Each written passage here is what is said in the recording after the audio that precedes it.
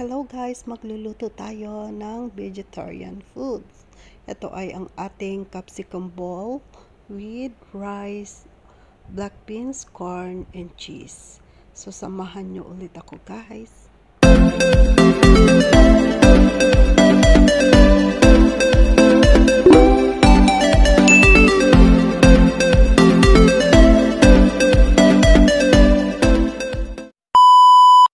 Ito, mag-iinit na tayo ng ating kawali at lagyan natin ng oil.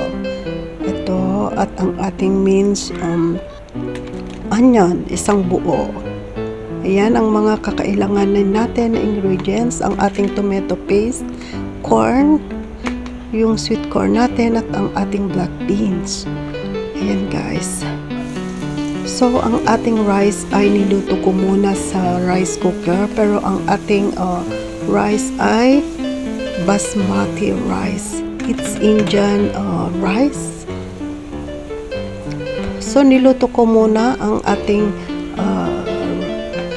bigas sa rice cooker at ito nagigisa ako ng isang buong minced onion at nilagyan ko siya ng tomato paste. Ayan guys, ito ang mga spices natin.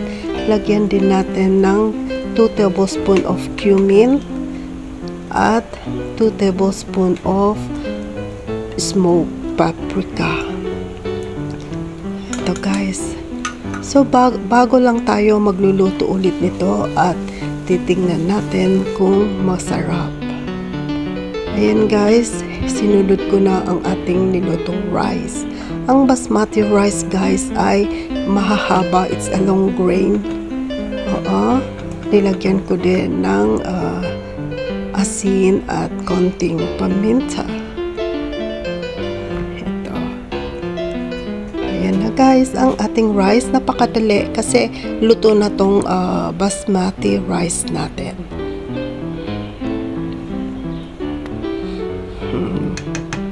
I hope na magustuhan nyo itong recipe ko. Ang ginamit ko naman dito ay itong capsicum, ang ating bell pepper, at ito ganito ang gagawin natin. Yan, hahatiin ko ang ating capsicum. Yan, nilinis ko, tinanggal ko ang mga seeds at mag-prepare na tayo. Madali lang to guys. May cheese tayo, corn, yan, at ang ating shredded cheese. Yan, lagay na natin ang ating rice sa loob ng ating bell pepper sa ating capsicum. Siyempre, pupunuin natin. Yan, lahat-lahat dyan guys. Ilalagyan ko ng rice. Oo, yung lutong rice na tinatawag dyan ay ang ating basmati rice. Yan. 4 ang ginamit ang ibibake ko. Mamaya ibibake pa natin ito guys para maluto din yung ating capsicum at ma-melt ang ating cheese. Ayan, pupunuin ko lang siya ng rice. Ito ay vegetarian foods. Lagyan ko rin ng black beans. Yan. Ganun din sa 4, nilagyan ko siya ng black beans. Sunod-sunod lang din. Very easy and convenient na gagawin ito kung ikaw ay kakain ng vegetarian foods. Ayan. Tapos ang ating corn, sweet corn. Yan guys, lagyan din natin ng sweet corn. O diba? It's a new recipe again from Reci Nicole TV. I hope na magustuhan nyo ang share kong cooking vlog for today. Yan guys, lagyan natin ng corn at lagyan natin ng maraming cheese sa ibabaw. Yan. Kaya, syempre, masarap ito guys. Cheesy siya. Kung wala namang cheese guys, pwede rin yung itong mozzarella cheese.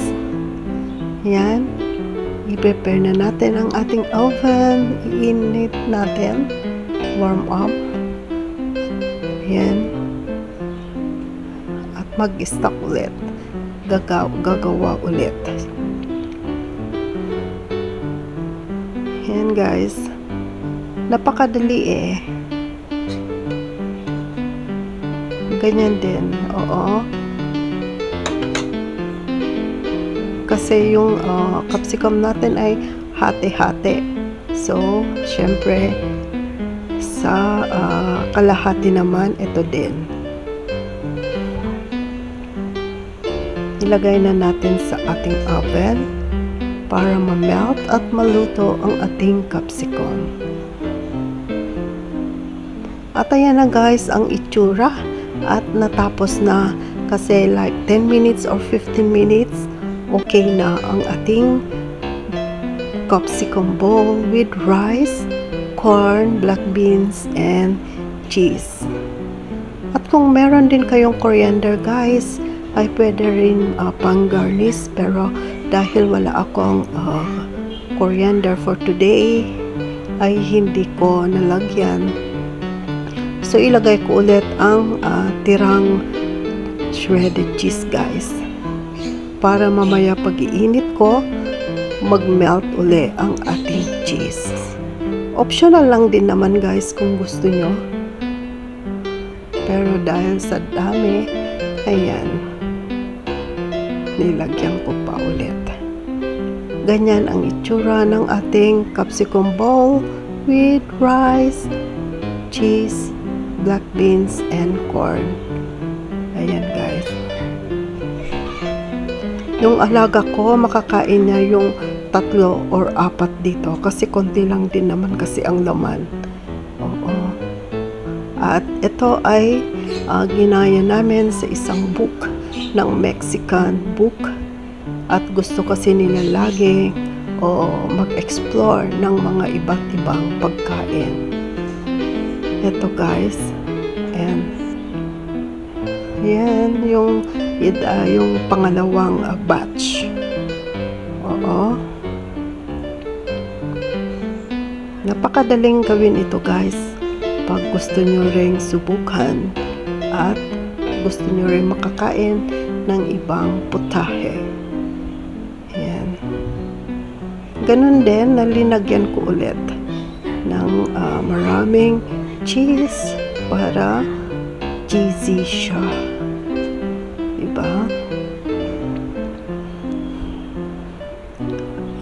At thank you sa aking mga teams, sa aking Team Stardom Pastilan, Team Kaderek, Team Golden Heart.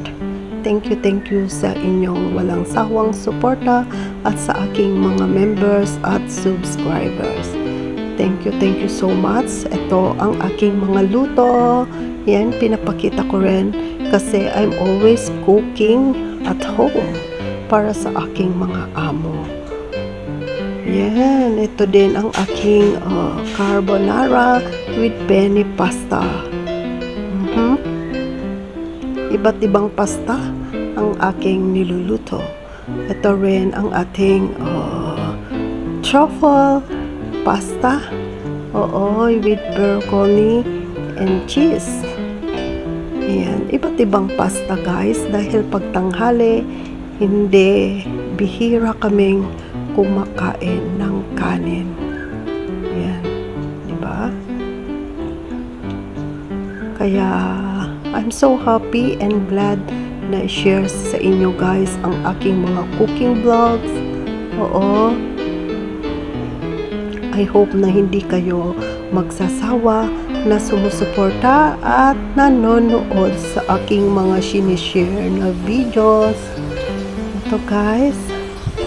Ito din ang ating Japanese curry. Yan. Siyempre, mainit-init. Japanese curry ay sweet and yummy. Hindi siya maanghang. Yan. Natututo lang din ako dito sa pagluluto at masaya akong i-share dito sa aking YouTube channel. Ito guys. Kaya see you again on my next video guys. Oo, sa mga sinishare ko, ito rin ang ating udon noodles. Okay, masabaw-sabaw na ating udon.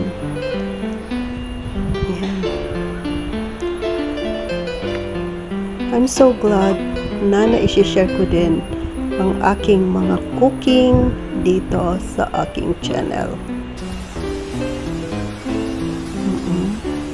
Pero ang nakatutok dito kanina ay ang ating capsicum ball. Ito din ang aking low carb foods, ang ating cabbage with egg.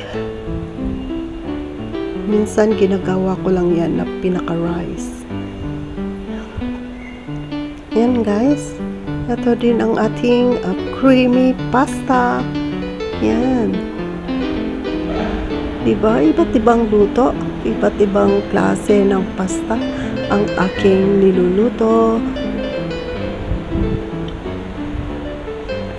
I hope na hindi kayo magsasawang sumusuporta at nanonood sa aking channel. Yan. Yan ang ating meatloaf, not meatloaf, it's luncheon meat. Yan.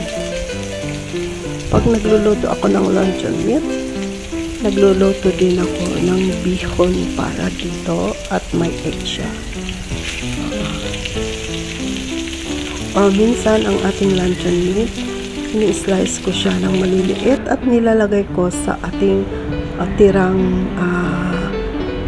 tirang kanin para gawing fried rice. So ayan guys, thank you for watching. I love you all. Bye. See you again.